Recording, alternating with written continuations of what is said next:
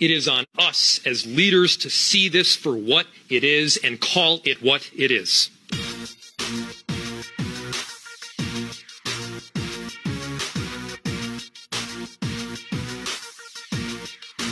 And I've wrestled with, more than anything else over the last 36 hours, one fundamental question.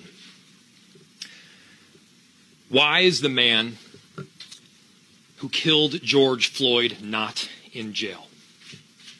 If you had done it, or I had done it, we would be behind bars right now. And I cannot come up with a good answer to that question. And so I'm calling on Hennepin County Attorney Mike Freeman to act on the evidence before him. I'm calling on him to charge the arresting officer in this case. We cannot turn a blind eye. It is on us as leaders to see this for what it is and call it what it is. George Floyd deserves justice. His family deserves justice. The black community deserves justice. And our city deserves justice. The evidence that I have before me right now, which I hesitate to speak on in depth, given the fact that I ultimately want a charging decision to move forward, is somewhat limited to the video evidence that is there.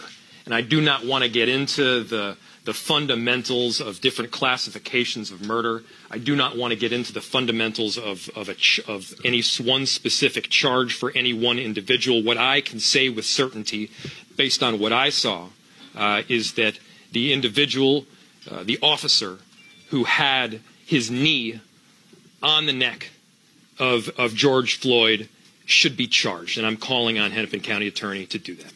Now, I mentioned earlier that there are protocols, there is guidance, there's precedent that is almost instilled in the walls of these institutions like city government as if it were mortar. And so many of those protocols say that you shouldn't act quick. You shouldn't make a decisive decision. You shouldn't speak out.